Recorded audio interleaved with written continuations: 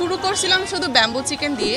এখন আমার এখানে অনেকগুলো আইটেম আছে। পাহাড় থেকে নিয়ে আসাটা আসলে খুবই কষ্টকর। আমার নাম তৃষা চাকমা। আমি ইউরোপিয়ান ইউনিভার্সিটি থেকে গ্রাজুয়েশন কমপ্লিট করে আমার এই বিজনেসটা শুরু করা। আসলে কারণ আমার বিজনেসের প্রতি একটু ইন্টারেস্ট বেশি।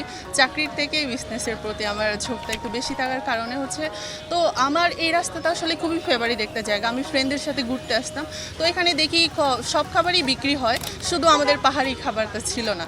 পরে চিন্তা করলাম যদি আমাদের পাহাড়ি খাবারটা নিয়ে আসি তাহলে সবার একটু আকর্ষণ থাকবে। সেই চিন্তা ভাবনা থেকে আসলে আমার এখানে ফুড কার্টটা দেওয়া। পাহাড় থেকে নিয়ে আসাটা আসলে খুবই কষ্টকর, কারণ আমরা ভোর সকালবেলায় বাস থেকে নিয়ে আসা লাগে। শুরু করছিলাম শুধু ব্যাম্বু চিকেন দিয়ে।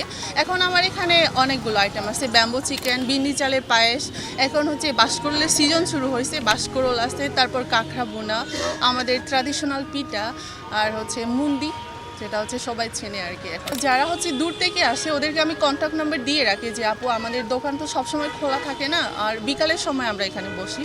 তো যারা ওদের থেকে আসে ওরা আমাকে কল দিয়ে বলে যে আপু আপনাদের দোকান খোলা আসছে কিনা, তারপর তারা ওদের জন্য আমি খাবার রেখে দিই।